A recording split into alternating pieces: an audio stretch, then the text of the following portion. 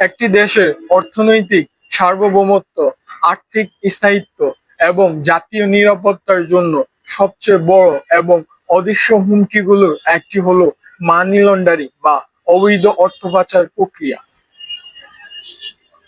বাহ্যিক দৃষ্টিতে একে কেবলই কয়েকজন অপরাধী ব্যক্তিগত জালিয়াতি মনে হতে পারে, কিন্তু গভীরভাবে পর্যবেক্ষণ করলে দেখা যায় এটি একটি জীবন্ত রাষ্ট্রকে ভেতর থেকে কুড়ে কুড়ে খাওয়ার নীরব ক্যান্সার।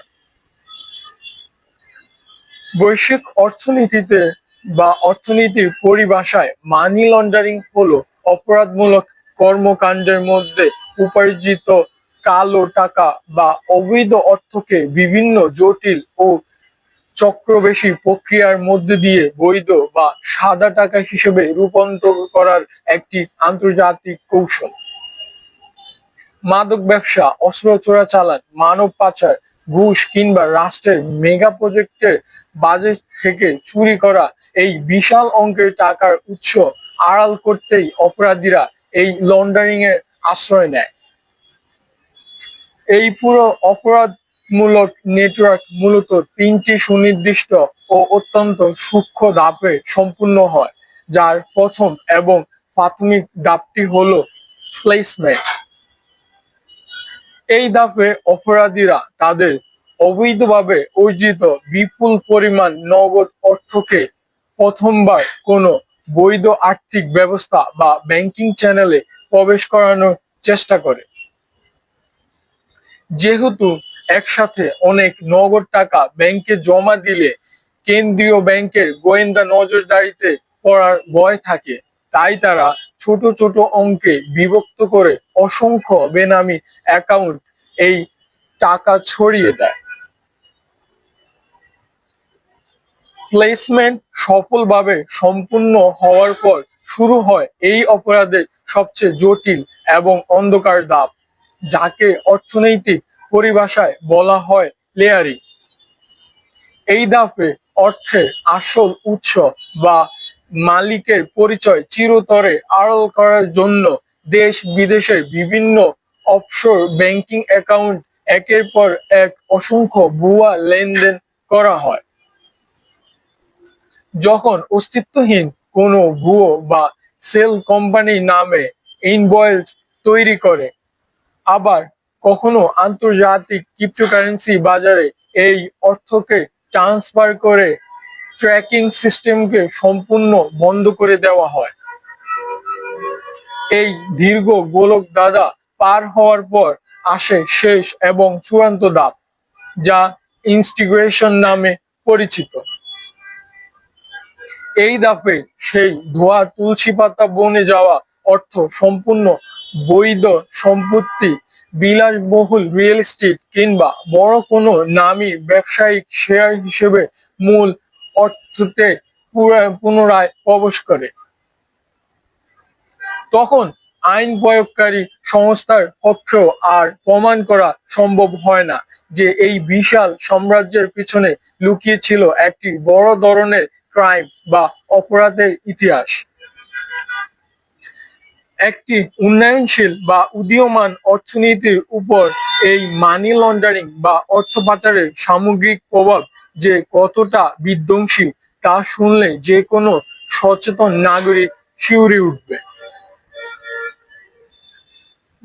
মানি লন্ডারিং এর প্রথম এবং সবচেয়ে বড় মরণ কামড়টি গিয়ে পড়ে একটি দেশের বৈদেশিক মুদ্রার রিজার্ভের উপর, যা দেশের আন্তর্জাতিক বাণিজ্য ক্ষমতাকে এক ধাক্কায় পঙ্গু করে দেয়।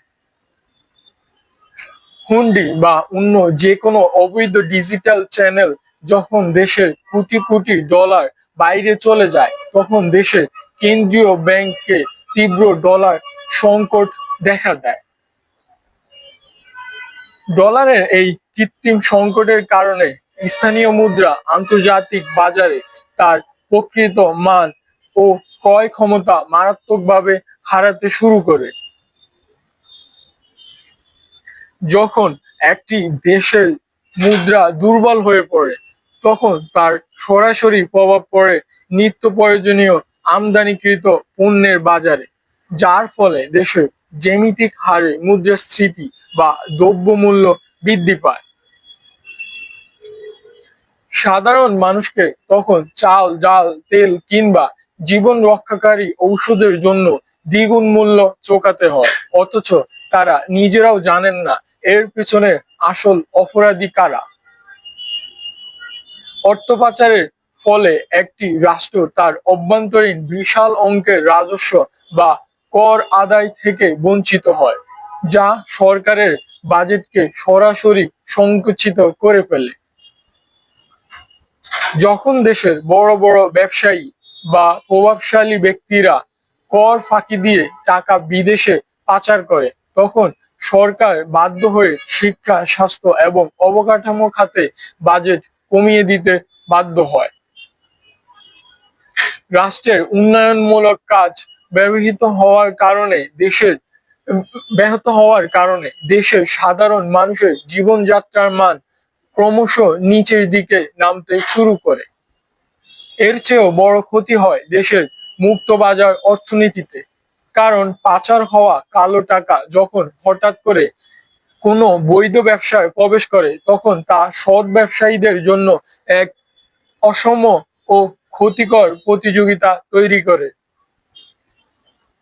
সাধারণ ও সৎ ব্যবসায়ীরা যেখানে নিয়ম মেনে সরকারকে কর দিয়ে ব্যবসা চালান, সেখানে পাচারকারীরা তাদের অবৈধ পুঁজির জোরে বাজারে পণ্যের দাম একচেটিয়া নিয়ন্ত্রণ করতে শুরু করে। এই অসুস্থ প্রতিযোগিতার কারণে বহু সৎ প্রতিষ্ঠান দেউলিয়া হয়ে যায়, যা দেশের কর্মসংস্থান এবং সামগ্রিক উৎপাদন খাতের জন্য একটি বড় বিপর্যয় ডেকে আনে। একটি দেশে যখন মানি লন্ডারিং এর হার মাত্রাতিরিক্ত বেড়ে যায়, তখন আন্তর্জাতিক ক্রেডিট রেটিং সংস্থাগুলো সেই দেশের পুরো ফাইন্যান্সিয়াল সিস্টেম ঝুঁকিপূর্ণ হিসেবে ঘোষণা করে। এর ফলে বিদেশি বড় বড় মাল্টিন্যাশনাল কোম্পানি বা বিনিয়োগকারীরা সেই দেশে নতুন কোনো পুঁজি বা ইন্ডাস্ট্রি নিয়ে আসতে চরম ভয় পায়। একই সাথে আন্তর্জাতিক আর্থিক প্রতিষ্ঠান যেমন বিশ্ব ব্যাংক বা IMF থেকে সহজ শর্তে ঋণ পাওয়ার পথ কঠিন হয়ে আসে। অর্থনৈতিক এই বিপর্যয়ের পাশাপাশি মানি লন্ডারিং দেশের সামাজিক ও রাজনৈতিক কাঠামোকে সম্পূর্ণ ধ্বংস করে দেয়, দুর্নীতিকে করে তোলে প্রাতিষ্ঠানিক।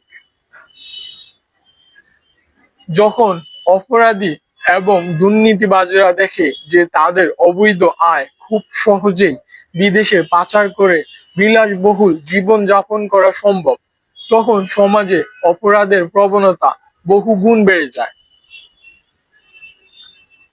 সৎ উপায়ে উপার্জনের মানসিকতা হারিয়ে সমাজ ও রাষ্ট্রের রঞ্জে রঞ্জে ঘুষ, দুর্নীতি এবং চাঁদাবাজি এক স্বাভাবিক নিয়মে পরিণত হয়।